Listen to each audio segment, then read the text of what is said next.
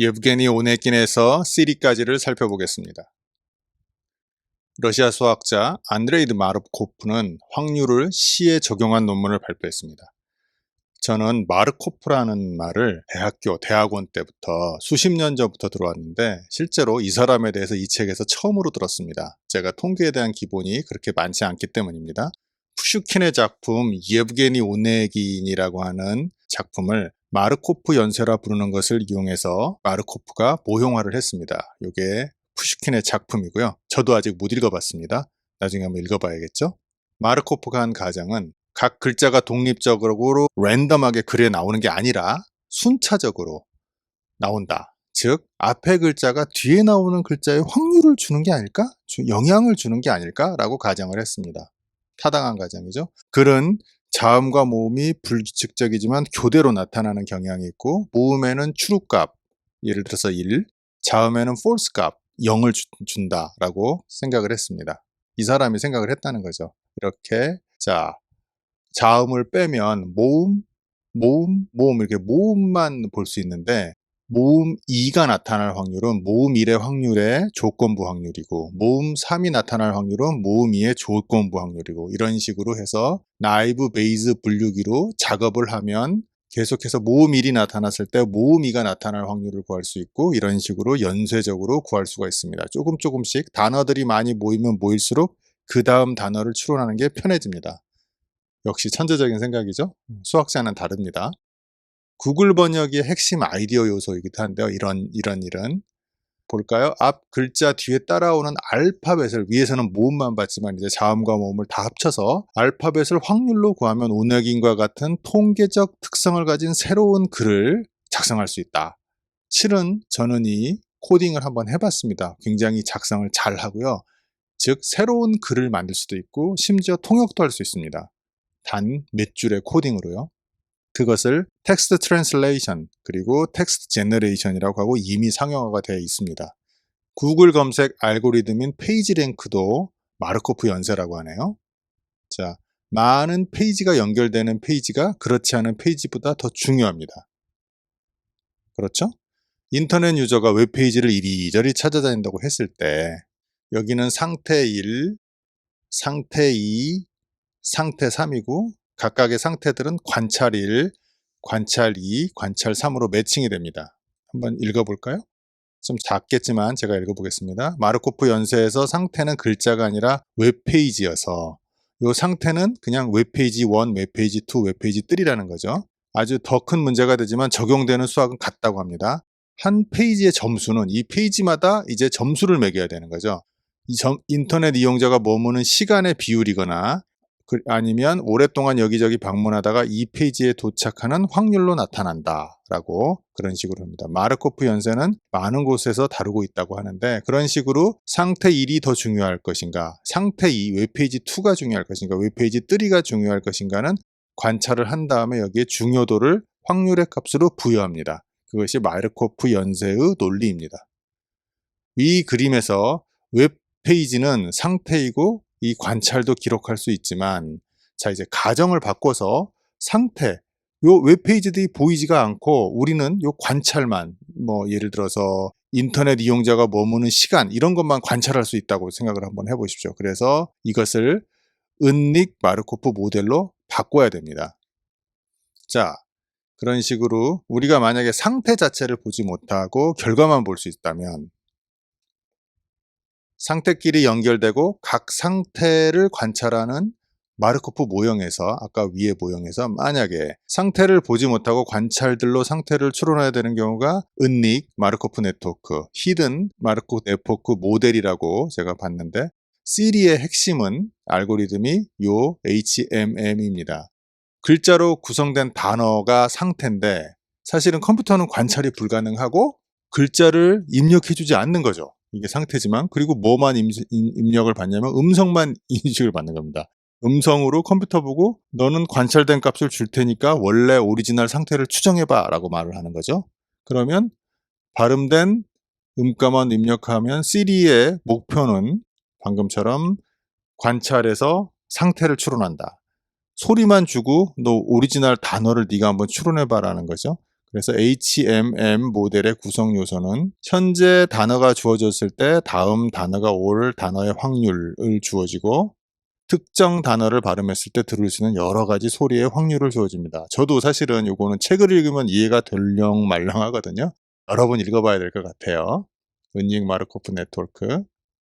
은닉 마르코프 네트워크 HMM의 적용 예를 한번 볼까요? 관찰이 이산 변수일 때는 휴대폰 통화 처리나 단백질 접힘 구조를 연구할 수 있다고 합니다.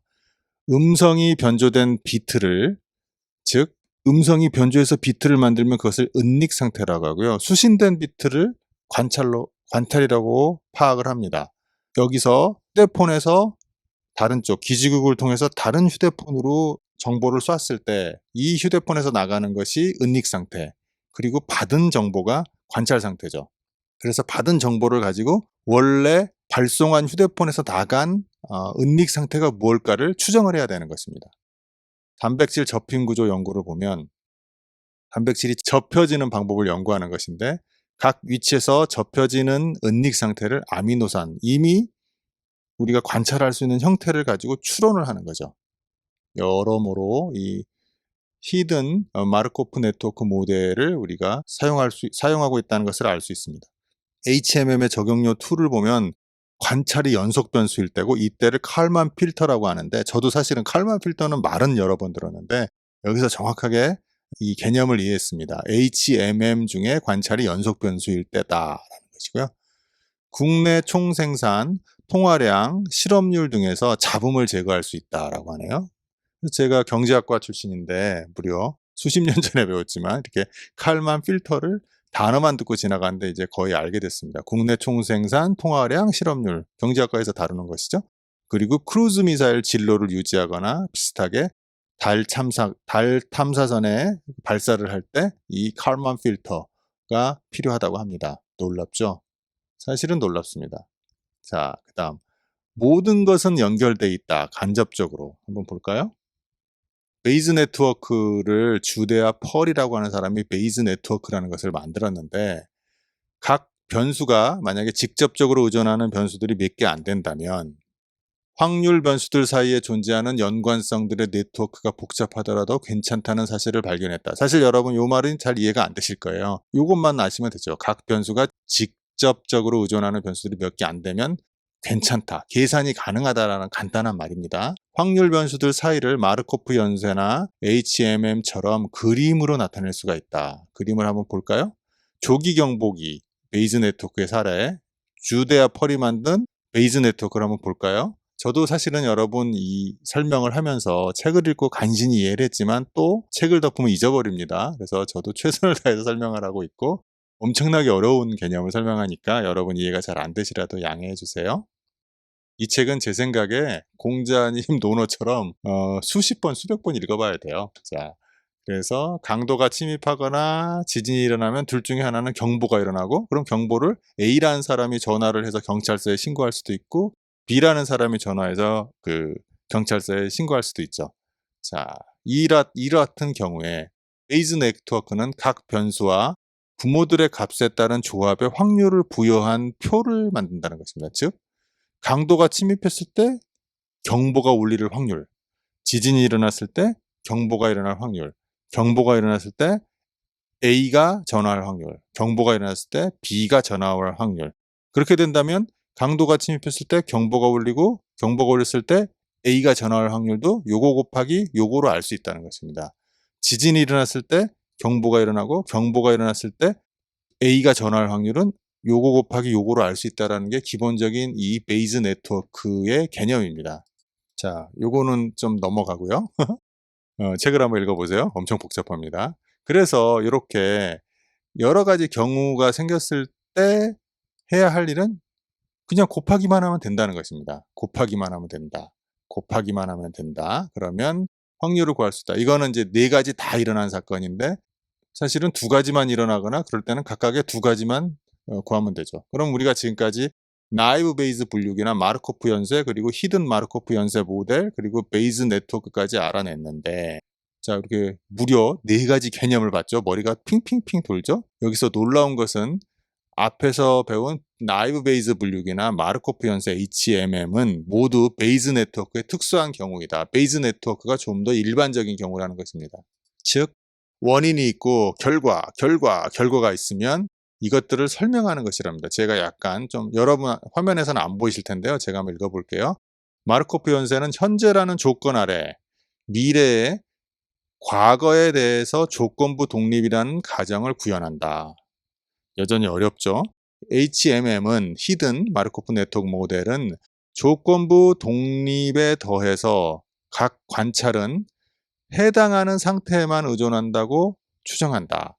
각 관찰은 해당하는 상태에만 의존한다고 추정한다. 요거죠. 녀석은 아까 그 Siri나 그런 것이죠. Siri. 음성만 주고 너 원래 단어를 만들어내. 이렇게 말하는 것이죠. 조건부 독립은 지금 방금 베이즈 정리의 기본이죠. 기본. 조건부 독립. 베이즈 정리는 조건부 독립이라는 가정을 도입을 해야 드디어 계산을 할 수 있습니다. 현실적으로. 처음 생길 때부터 이런 독립이 있었어요. 계산을 해내기 위해서. 베이즈주의자에게 베이즈 네트워크는 기호주의자에게 논리가 차지하는 위치가 같다. 즉 이제 베이즈주의자들은 이 베이즈 네트워크의 원리를 여러분 다시 한번 요 책에서 이 파트를 굉장히 여러 번 읽어봐야 됩니다. 자, 베이즈 네트워크를 생성 모델, 제너러티브 모델로 간주가 가능하다고 하는데 놀랍게도 세 개의 상태를 확률적으로 생성하는 방안으로 간주할 수도, 즉 신이 베이즈 네트워크로 세상을 창조했다고 말할 수도 있죠. 이 사람이 책에서 가끔 강조합니다. 신의 모형을 강조합니다. 베이즈 네트워크 응용 분야는 유전자들이 살아있는 세포 안에서 서로를 어떻게 조절하는지에 대한 모형을 작성할 수 있고요. 왜냐하면 이 세포 안에는 너무나 복잡한 일들이 실시간으로 랜덤하게 굉장히 어지럽게 진행되고 있기 때문에 A가 변했을 때 B가 어떻게 되지라는 것은 무수히 많은 변화의 수가 생긴다고 합니다. 그래서 그걸 다 계산할 수가 없기 때문에 베이즈 네트워크 그리고 베이즈 모형처럼 각각의 조건부 확률이 독립이고 따라서 곱하기만 하면 된다 라고 하는 가정을 반드시 도입해야 된다고 합니다. 그래서 베이즈 네트워크를 만들면 그리고 플러스 데이터가 있으면 결국은 이런 상호작용을 계산해낼 수 있다라는 것이고요. 에이즈 치료법 연구에도 이 베이즈 네트워크가 응용되고요. 에이즈 바이러스나 암처럼 또 빠르게 변이를 일으켜서 하나의 약으로는 대처가 불가능했는데 이런 것들을 연구할 수 있습니다. 스팸 메일에서 힌트가 하나 있는데 이거 지금 에이즈 치료법 연구에 말씀드린 건데 스팸 메일에서 힌트를 받았습니다. 돈을 갈취하기 위해서 URL이 메일에 꼭 있어야 돼요. 사람들이 메일 그 URL을 눌러야 그 다음에 거기서부터 이제 돈이 들어가는 거죠. 그쪽으로. 그러니까 이쪽으로 돈을 보내라는 명령이 있어야 되잖아요. 한참 사기치고 난 다음에 돈을 안 받으면 그 사람들 입장에서는 꽝이잖아요. 사기꾼들 입장에서는. 그래서 URL이 꼭 있으면 이 녀석은 스팸 메일이라는 거죠. 그거랑 똑같이 그러면 에이즈 바이러스에서도 그런 절대 변하지 않는 어떤 정보가 있을까라고 생각해 봤더니 변형 시에도 변형되지 않는 단백질 영역이 있다고 합니다. 지금 코비드 바이러스도 여러 번 변형되고 있는데 코비드 바이러스에도 절대 변형되지 않는 영역이 있죠. 그 녀석을 잡고 치료를 한다고 합니다. 베이즈 네트워크로 이러한 취약한 단백질 영역을 알아보게 하는 것이 목표고요. 이해가 되시죠? 이 목표를 이루면 에이즈 치료제 혹은 에이즈 백신 개발로 연결이 될 수 있다고 합니다. 구글에서 광고를 하는 구글 애드센스는 저도 사실은 이게 이 말을 읽고 참 감탄을 했는데 단어가 숫자가 너무 기니까 너무 겁먹지 마세요. 1조 개의 문구에다가 검색 문의, 쿼리, 서치 쿼리로 학습한 내용을 기반으로 300만 개가 넘는 화살표를 이용해서 100만 개의 변수와 어지러워요. 1200만 개의 단어와 글귀를 연결하고 이 각각의 경우수에 대해서 조건부 확률을 갖고 있는 거죠. A가 일어났을 때 B가 발생할 확률. 자, A 페이지가 갔을 때 B 페이지가 발생할 확률. A 단어가 있을 때 이 검색 문의가 어떤 페이지로 넘어가야 되는지의 확률 이런 것들을 전부 다 갖고 있다는 것입니다. 구글이 베이즈주의자들을 이용해서 베이즈주의자의 논리를 이용해서 구글을 돌리고 있습니다. MS 엑스박스 라이브라는 게임에서도 베이즈 네트워크로 게임 참여자들의 성적을 평가하고 비슷한 기량을 가진 게이머들의 대결을 주선한다고 합니다. 베이즈 네트워크는 당연히 단점도 있죠. 어떤 지점에서는 여전히 너무나 많은 부모가 연결이 되기 때문에 아무리 곱하기로 해결을 한다고 해도 의사가 하나의 병만 진단하는 게 목표가 아니라 혹시 있을지도 모르는 다른 병도 진단해야 되거든요. 그러니까 열이 났다고 '이 사람은 독감이 아니야만 판단했으면 좋겠지만 열이 났으면 다른 증상도 있을 수 있는 거죠. 영양실조로 열이 날 수도 있는 거고 잠을 못 자서 열이 날 수도 있는 거고 아니면 그 사람은 평소에 열이 좀 다른 사람보다 원래 신진대사가 열이 많은 사람일 수도 있잖아요.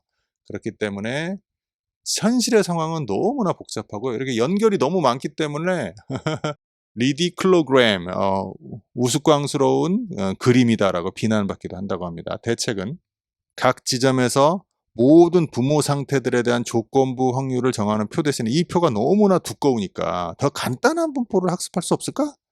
그게 대책인데 그럼 어떻게? How? 논리합의 확률적인 형태를 채택한다고 합니다. 여기서부터 머리가 여기서부터 굉장히 복잡한데요.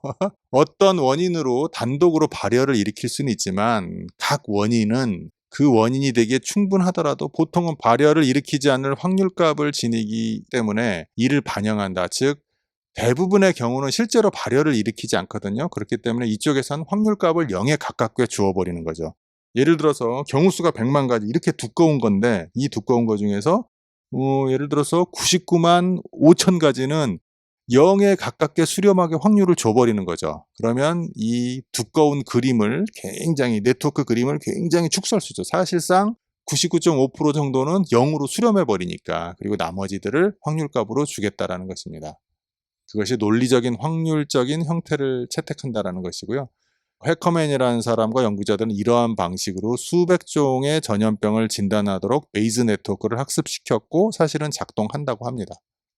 자, 지금까지 우리가 한 일을 한번 볼까요? 자, 우리는 베이즈주의자들의 성당이라는 책에서 네 꼭지를 했습니다. 세상을 움직이는 정리, 베이즈 정리를 했고요. 이 모형은 틀리지만 그 중에도 유용한 모형이 있다도 했고 예브게니 오네기네스 시리까지 했고 모든 것은 연결되어 있다 간접적으로까지 했습니다. 그리고 더 있습니다. 추론 문제도 있고 베이즈 방식 학습하기도 있고 마르코프가 증거를 평가하다라는 것도 있고 논리와 불행이라는 확률이라는 불행한 짝이라는 것도 있는데 이 나머지 4개도 양이 엄청나게 방대합니다. 그래서 지금 총 3시간이나 4시간 안에 이 책을 요약하는 걸 목표라고 했는데 여기까지 포함하면 불가능합니다. 이거는 제가 추후에 한번 요약을 하는 것으로 뒤로 미루겠습니다.